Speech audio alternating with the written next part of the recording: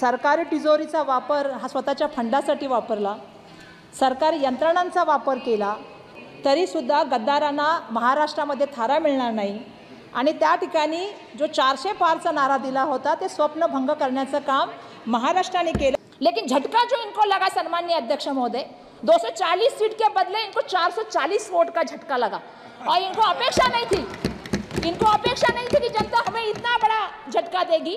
हम मोदी जी का नाम सुनते तो म से महंगाई आनी चाहिए। इसे तख्त राखतो महाराष्ट्र माझा, छत्रपती शिवाजी महाराज, राजर्षी शाहू महाराज, क्रांतिज्योती सूर्य महात्मा फुले, क्रांतिज्योती सूर्य सावित्रीबाई फुले, भारतरत्न डॉक्टर बाबासाहेब आंबेडकर यांच्या पावन विचाराने चालणारा महाराष्ट्र आणि महाराष्ट्राच्या जनतेने दाखवून दिलं की सरकारी तिजोरीचा वापर हा स्वतःच्या फंडासाठी वापरला, सरकारी यंत्रणांचा वापर केला, सत्याची अंमलबजावणी केली, तरीसुद्धा गद्दारांना महाराष्ट्रामध्ये थारा मिळणार नाही आणि त्या ठिकाणी जो 400 पारचा नारा दिला होता ते स्वप्नभंग करण्याचं काम महाराष्ट्राने केलं। त्याबद्दल महाराष्ट्राच्या जनतेचं मी या ठिकाणी सन्माननीय अध्यक्ष महोदय खूप धन्यवाद व्यक्त करते। अध्यक्ष महोदय, महामहिम राष्ट्रपति के अभिभाषण में मैं अपेक्षा कर रही थी कि क्योंकि हम पहली बार सांसद बन के चुन के आए हैं तो मैं अपेक्षा कर रही थी कि उसमें नीति की बात होगी, दिशा की बात होगी, दशा की बात होगी और आने वाला 1 साल का जो है वो क्या कार्यकाल रहने वाला है उसको हमें पूर्व कल्पना उससे मिल जाएगी। मैं अपेक्षा कर रही थी अध्यक्ष महोदय कि महंगाई हो, बेरोजगारी हो, पेपर लिंक हो, सामाजिक तनाव हो, महिला सुरक्षा की बात हो, इन सारे मुद्दों के ऊपर सन्माननीय अध्यक्ष महोदय इस बार बात होगी। सन्माननीय अध्यक्ष महोदय, महामहिम राष्ट्रपति ने निवडणूक आयोग के बारे में, चुनाव आयोग के बारे में जो तारीफ की है उसके मामले में थोड़ा सा सन्माननीय अध्यक्ष महोदय मैं अपना एक्सपीरियंस बताना चाहती हूँ। हम सब संसद के लोगों ने चंडीगढ़ का तो इलेक्शन सन्माननीय अध्यक्ष महोदय देखा ही था कि जिस तरह से वो रिटर्निंग ऑफिसर काम कर रहा था, लेकिन महाराष्ट्र की जनता ने तो सन्माननीय अध्यक्ष महोदय चुनाव आयोग का काम भोगा भी है। मैं इसलिए भोगा शब्द सन्माननीय अध्यक्ष महोदय कहना चाहती हूँ कि जिस तरह से हमारे यहाँ पे 2 पक्ष तोड़े गए, जिस तरह से दोनों पक्ष के चिन्ह बदले गए और उसके बाद जो इलेक्शन आया, सन्माननीय अध्यक्ष महोदय हमारी अपेक्षा थी कि चुनाव आयोग पारदर्शिता से और निष्पक्ष होकर इलेक्शन लड़ेगा। लेकिन दुर्भाग्यवश सन्माननीय अध्यक्ष महोदय मुझे कहना पड़ेगा कि मशीन पे एक जैसे चिन्ह होने नहीं चाहिए, ये क्राइटेरिया है। लेकिन हमने महाराष्ट्र में देखा कि जहाँ पे तुतारी थी वहाँ पे पिपानी थी, जहाँ पे मशाल थी वहाँ पे आग फेंकने वाली वो क्या कहते हैं चिमनी थी। तो इस तरह के काम जो है वो मशीन पे किए गए। सन्माननीय अध्यक्ष महोदय, एक कैंडिडेट के 3 नाम, 4 नाम, वर्षा गायकवाड़ के सामने 2 वर्षा गायकवाड़ आई। तो इस तरह से जो इलेक्शन लड़ा गया, मैं नहीं समझती सन्माननीय अध्यक्ष महोदय ये योगायोग था। ये पूरी तरह से सन्माननीय अध्यक्ष महोदय कहीं ना कहीं सोची हुई बात थी। सन्माननीय अध्यक्ष महोदय, 400 पार का नारा था और 400 पार के नारे के लिए ये सब चल रहा था क्या? ये भी कहीं ना कहीं हमारे जैसे नए सांसदों के मन में बात उठी। सन्माननीय अध्यक्ष महोदय, मैं आपसे पूछना चाहती हूँ कि 400 का नारा क्यों दिया गया? वो इसलिए दिया गया, जैसे आपको पता है कि पिछले बार हमने देखा कि सांसद में 150 सांसद को सस्पेंड किया गया, फिर 3 कानून लाए गए, किसान का कानून लाया गया। तो 400 का पार का नारा किस लिए था? जो हमें समझ में आया वो इसलिए था कि उसमें संविधान बदलने की बात थी, उसमें आरक्षण रद्द करने की बात थी और उसमें डॉक्टर बाबा साहेब अम्बेडकर के विचारों को कुचलने की बात चल रही थी। और सन्माननीय अध्यक्ष महोदय, ये हम नहीं कह रहे, ये कहीं ना कहीं उन्हीं के सांसद के द्वारा आई हुई बात है जो मैं यहाँ से रखना चाहती हूँ। बिल्कुल, हाँ, यहाँ से रखना चाहती हूँ। लेकिन सन्माननीय अध्यक्ष महोदय, मैं देश की जनता को और महाराष्ट्र की जनता को धन्यवाद देना चाहूँगी कि जिन्होंने इनका सपना संपुष्टित किया और 240 जो है इनको सीटें दी। लेकिन झटका जो इनको लगा सन्माननीय अध्यक्ष महोदय, 240 सीट के बदले इनको 440 वोट का झटका लगा और इनको अपेक्षा नहीं थी कि जनता हमें इतना बड़ा झटका देगी। लेकिन मैं थोड़ी देर पहले हमारे एक भाई बात कर रहे थे, हमारे सांसद, और हमें पूछ रहे थे कि आप लोग इतने खुश क्यों हैं। सुनिए भाई साहब, अभी डिस्टर्ब मत कीजिए। हमारे सांसद पूछ रहे थे संदीप पात्रा जी कि आप खुश क्यों हैं। हम इसलिए खुश हैं कि मैं एक शेर पढ़ना चाहती हूँ सन्माननीय अध्यक्ष महोदय। शेर यह है कि इतना भी गुमान ना कर अपनी जीत पे बेखबर, इतना भी गुमान ना कर अपनी जीत पे बेखबर, शहर में तेरी जीत से ज़्यादा चर्चा मेरा है।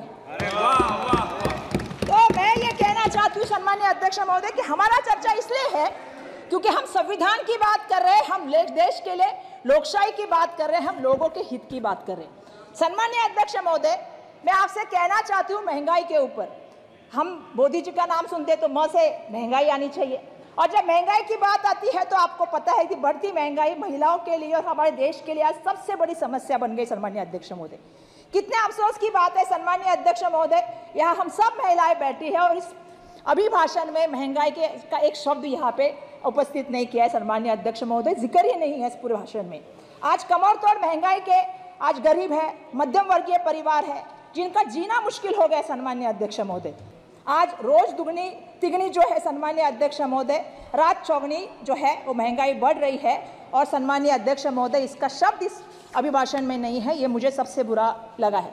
सम्मानीय अध्यक्ष महोदय, जब हम लोग महाराष्ट्र की असेंबली में काम कर रहे थे या संसद में भी काम कर रहे हैं, जब मणिपुर की बात आती है तो हम महिलाएं हैं, हमें बहुत दुख होता है। सम्मानीय अध्यक्ष महोदय, महिलाओं की नग्न ढिंढ निकालना ये किसी भी देश के लिए, किसी भी संस्कृति के लिए और किसी भी स्टेट के लिए सम्मानीय अध्यक्ष महोदय बिल्कुल सही नहीं है अध्यक्ष महोदय। लेकिन दुर्भाग्यवश इस संसद में उसका उल्लेख नहीं हुआ। सम्मानीय अध्यक्ष महोदय, देश के प्राइम मिनिस्टर वहां गए नहीं। पिछले 13 महीनों में सम्मानीय अध्यक्ष महोदय 221 लोगों की इसमें जान गई। सम्मानीय अध्यक्ष महोदय, 50,000 से ज़्यादा लोग बेघर हो गए, और इसके बावजूद सम्मानीय अध्यक्ष महोदय, मैं कहना चाहती हूँ कि इसके लिए कोई भी जो है इस पूरे भाषण में एक शब्द नहीं है। जो भाषण में शब्द है वो सिर्फ है जो आपको पता है उत्तर पूर्व राज्यों की सुरक्षा की बात की गई है। मेरा ये अपेक्षा था कि इसमें मणिपुर की महिलाओं के लिए, मणिपुर की जनता के लिए यहाँ से एक प्रबोधन जाएगा और उनको विश्वास दिलाया जाएगा कि उनकी सुरक्षा के लिए आने वाले सालों में काम किया जाएगा। सम्मानीय अध्यक्ष महोदय, हम से महिला सुरक्षा की बात करते हैं। आज महिला सुरक्षा की बात हुई। आज सुबह ही मुझे बहुत अच्छा लगा जब हमारे सम्मानीय अध्यक्ष महोदय ने इंडिया की टीम जीती, उसके लिए एक प्रस्ताव रखा गया। हम महिलाएं हैं, हम अपेक्षा करते हैं हमारी खिलाड़ियां महिलाएं कैसे आती है आप जानते हो। जब सामाजिक जीवन में, राजनीति में, आर्थिक नीति में, सांस्कृतिक नीति में या खेल में जब हम आते हैं ना अध्यक्ष महोदय, बहुत संघर्ष करके वहाँ तक पहुँचते हैं महिलाएं। और जब हम अपनी यौवन की पीड़ा की बात जब लोगों के सामने कहते हैं, उसके लिए बहुत हिम्मत लगती है। मैं उन सभी लड़कियों से यहाँ से कहना चाहती हूँ कि हम संसद में उनकी आवाज़ बन के यहाँ से आपसे पूछना चाहते हैं, ब्रिजभूषण सिंह के साथ क्या हुआ? कुछ उसके साथ नहीं हुआ। मैं ये इसलिए भी कहना चाहती हूँ अध्यक्ष महोदय, क्योंकि संसद को पूरा देश देख रहा है और इस देश को हमसे अपेक्षा है, आपसे अपेक्षा है, आपकी चेयर से अपेक्षा है। सम्मानीय अध्यक्ष महोदय, जब मैं संसद भवन में आई मुझे बहुत अच्छा लगा ये सब देख के, लेकिन मुझे और अच्छा लगता कि संसद भवन का उद्घाटन और भूमि पूजन दोनों महामहिम राष्ट्रपति के हाथों से होता। तो मुझे बहुत अच्छा लगता कि एक महिला, एक आदिवासी महिला को उसका मान मिल जाता, एक दलित जो हमारे सम्मानीय राम कोविंद जी थे महामहिम राष्ट्रपति, उनको ये सम्मान मिल जाता। श्री राम जी का मंदिर हुआ लेकिन महामहिम राष्ट्रपति जी को बुलाया नहीं गया। मैं इसके लिए भी खेद व्यक्त करना चाहती हूँ सम्मानीय अध्यक्ष महोदय, इन चीज़ों के ऊपर ध्यान रखना चाहिए। महामहिम राष्ट्रपति जी का पद ये देश का सर्वोच्च पद है, उनको उनकी गरिमा और उनका सम्मान मिलना चाहिए। सम्मानीय अध्यक्ष महोदय, महाराष्ट्र से और मुंबई से मैं से ये कहना चाहती हूँ कि सर पूरे अभिभाषण में हमारा सिर्फ एक ही उल्लेख है, और वो ये है कि हमारी जो ट्रेन जा रही है, बुलेट ट्रेन जो अहमदाबाद से मुंबई आ रही है, सिर्फ इसी का जिक्र है। उसके सिवा मुंबई और महाराष्ट्र का इस अभिभाषण में कहीं भी कोई जिक्र नहीं। सम्मानीय अध्यक्ष महोदय, मुझे कहना पड़ेगा, मेरा महाराष्ट्र केंद्र शासन को सबसे ज़्यादा बड़ा महसूल देता है, और उसके बदले में हमें क्या मिलता है सम्मानीय अध्यक्ष महोदय? अगर हम बात करें टैक्स कलेक्शन की अध्यक्ष महोदय, तो महाराष्ट्र से अगर 1 रुपया जाता है तो केंद्र से हमें वापस सिर्फ 7 पैसा आता है। सम्मानीय अध्यक्ष महोदय, ये हमारे ऊपर अन्याय है, ये हमें यहाँ से कहना है। अध्यक्ष महोदय, मेरी एक मांग है कि टैक्स डिक्लेरेशन के बाद महाराष्ट्र का जो हिस्सा बढ़ाया जाएगा, मैं ये मांग करती हूँ कि टैक्स जो दिया जाएगा उसमें से महाराष्ट्र से जो टैक्स आएगा उसका 50% टैक्स जो है वो हमें मिलना चाहिए। महाराष्ट्र की वो हमारे विकास के लिए जरूरी चीज़ है, वो हमें मिलना चाहिए। ये मेरा सम्मानीय अध्यक्ष महोदय कहना है। अध्यक्ष महोदय, महाराष्ट्र का किसान आज जो है वो हम कहते हैं कि बहुत बड़े संकट में है, क्योंकि आसमानी संकट उसके ऊपर, उसके साथ वो जूझ रहा है, लेकिन उसको केंद्र की मदद क्या मिल रही? सम्मानीय अध्यक्ष महोदय, कुछ भी मदद नहीं मिल रही। अध्यक्ष महोदय, महाराष्ट्र के किसान की बात करें तो प्याज के किसान की बात करते हैं। सम्मान्य अध्यक्ष महोदय, आज ऐसी नीतियां बनाई गई कि आज दुर्भाग्यवश मुझे कहना पड़ेगा, इन्होंने एक्सपोर्ट बैन कर दिया, जिसके कारण लोगों की जो आमदनी थी वो कम हो गई और किसान आज इतना परेशान है। मेरा आपसे विनंती है कि जिस तरह से तेलंगाना सरकार ने या महाराष्ट्र में जब महाविकास आघाड़ी की सरकार थी हमने कर्जा माफ़ करने का काम किया था, उसी तरह किसानों का कर्जा माफ़ हो। सम्मानीय अध्यक्ष महोदय, मैं यहाँ से आपको ये विनंती करना चाहती हूँ। अध्यक्ष महोदय, मैं से महापुरुषों के बारे में बात करना चाहती हूँ और उनके स्मारकों के बारे में बात करना चाहती हूँ। हमारे सम्मानीय एक खासदार साहब ने यहाँ पे बात की कि हमारे महाराष्ट्र के आद्य जो देवत हम लोग जिसको करते हैं, या महाराष्ट्र की अस्मिता जिसको कहते हैं। सर मैं खत्म करूं, 2 ही पेपर है मेरे पास। श्री के विश्वेश्वर सर एक मिनट सर, एक मिनट श्री के विश्वेश्वर रेड्डी जी, आप बात कीजिए प्लीज। ओके सर, मैं लास्ट पॉइंट कर रही हूँ सर।